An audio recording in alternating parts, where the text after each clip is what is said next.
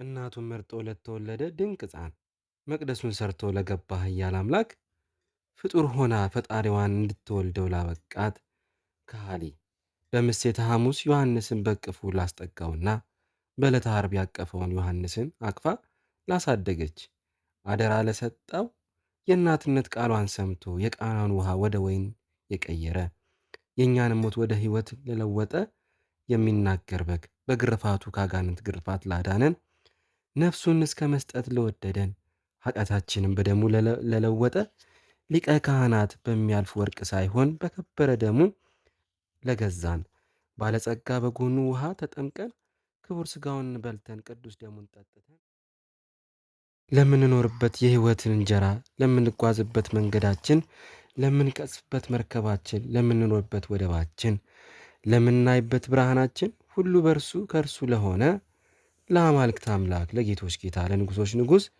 ኢየሱስ ክርስቶስ ይሁንልን ይላል።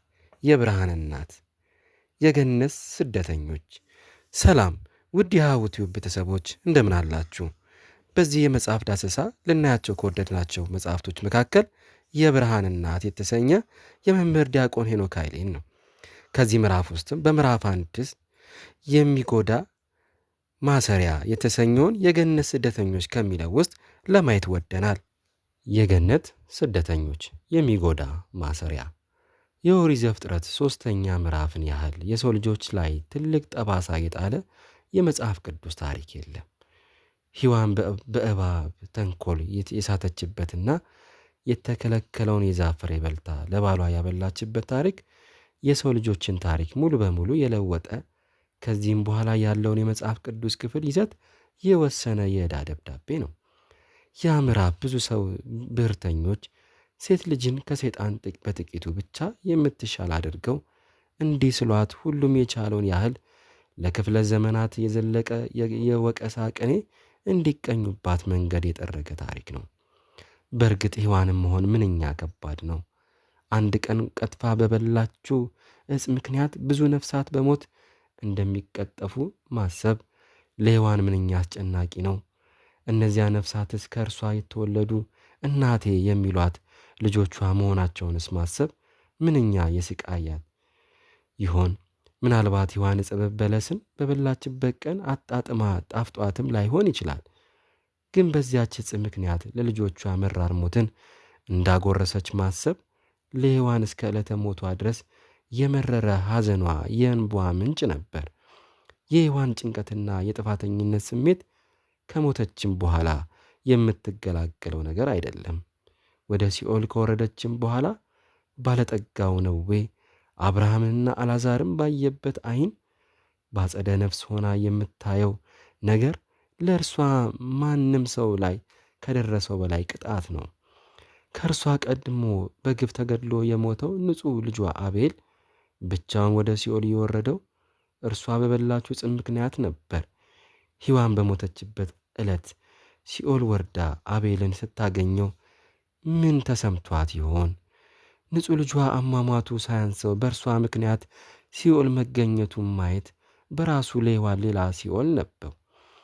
እግዚአብሔር በደይን ለጣላት ሔዋን የሚጎዳ ማሰሪያዋ ከሲኦል መውረዷ በላይ ብዙ ንጹሐን ሰዎች በእርሷ ጥፋት ወደ ሲኦል ሲወርዱ ማየት ነበረ። እንኳንስ ሲኦል ቀርቶ ምድራዊ እስር ቤት ውስጥ ቢሆን በእኛ ጥፋት ሰዎች እየታሰሩ ሲገቡ ማየት እጅግ ያስጨንቃል። ሔዋን ለ5500 ዓመታት በሲኦል ሆና የልጅ ልጆቿ ሁሉ ወደ ሲኦል ሲመጡ እያየች የተሰቃየቻል። ያ የጨካኝ ባለጠጋስ እንኳን ላልሞቱ ወንድሞቹ ራርቶ ወደዚያ የስቃይ ስፍራ እንዳይመጡ ብሎ ከተጨነቀ ሔዋን ስለ ገዛ ልጆቿ ምንኛ ትረበሽ ይሆን? ቅዱሳን ሆነው የኖሩት ያለ ጥፋታቸው ወደ ሲኦል ሲመጡ በእርሷ ምክንያት በጎሰቆለው ባሕርያቸው ኃጢአት እየሰሩ ልጆቿን በዚያም የስቃይ ስፍራ ሲወርዱ መመልከት ይህ ሁሉ እኮ በአንቺ ምክንያት ነው የሚለው የህሊና ወቀሳ ከሲኦል መውረድ በላይ የሚጎዳ ማሰሪያዋ ነው። በምድር ያለ ልጆቿስ ብንሆን ሔዋንን መቼ ተውናት? ሔዋን ሆይ ምን አደረግንሽ? በሰማያውያን አምሳል እንኖር እንዳልነበረ እነሆ ሥጋችን በኃጢአት ምክንያት ጠቆረ እያልን በቅዳሴያችን ለምን ሴቶች ወክለን እንደዚያ እናማራታለን። ሔዋን ሆይ ምን አደረግንሽ? አንቺ በገነት ያለችውን ዕፅ እንዳደማችሽ ዛሬ ሴት ልጆችሽ ይደማሉ። በሕመምና በምጥ ሲወልዱ ሴት ልጆችም ሁሉ ያለቅሳሉ።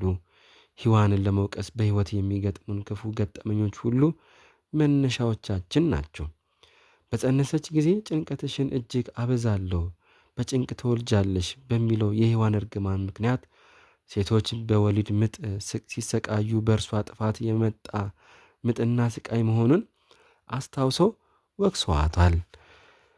በየወሩ ደም በፈሰሳቸውም ጊዜ በሚፈሳቸው አካላዊ ሕመምና ስነ ልቦናዊ ምቾት ማጣት ውስጥ ሆነው ሁሉም ያስታውሷታል። የሚወደዱትን ሰው በሞት የተለያቸው ሁሉ በመቃብር ዙሪያ ሆነው እያለቀሱና ደረታቸውን እየደቁ ስለ ሞት አመጣጥ ሲያስቡ ከአዳም መረገም ጋር የሚያስቧት የፈረደባት ሔዋንን ነው። ሔዋን ሆይ አንቺ እንደምን አምላክን እኖራለሁ ብለሽ እንደ ሰው መኖርን ያስጣጣሽ ምን አደረግንሽ? እንደ እግዚአብሔር መሆን ያማረሽስ ምን ያህል ዘመን ሰው ሆነሽ ኖረሽ ታክቶሽ ነው? ሰው መሆንን እንድትሰለችና የበለጠ ነገር እንድትፈልጊ የሚያደርግስ ከአዳም በቀር ያ ጊዜ ምን ያህል ሰው በገነት ውስጥ ነበረ? አምላክን የሚያስመኝ ገዢ ሆነሽ በተፈጠረሽበት ዓለም የጎደለብሽስ ምንድን ነበር? ገነት ውስጥ እየኖርሽ የምትኖሪው ኑሮሽ ይበቃኛል ማለት እንዴት አልቻልሽም? የሰው ልጆች ሁሉ እናት የመሆን ክብር ተሰጥቶሽ ለልጆች ልጆችሽም ሕመምን ሞትን ያወረስሽ ለምንድን ነው? ገነት ከምታህል ርስት ወጥተሽ በተረገመች ምድር የወለድሽንስ ለምንድን ነው? የሚል የብዙ ትውልድ ጩኸት በሕሊናዋ ውስጥ የሚጮህባት ሔዋን ብቻ ነበረች። ሔዋን ከወደቀት በፊት የሰው ልጅ የነበረውን ጸጋ ጠንቅቃ የምታውቅ እንደመሆኗ የሰው ልጆች ምን እንዳሳጣቻቸው ከእኛ በላይ እርሷ ታውቃለች። እኛ ከምንወቅሳት በላይ ልቧ የሚቆስል ሐዘንተኛ ናት። ነፍሷን የማያሳርፍ የነቢያት ለቅሶ ይረብሻታል።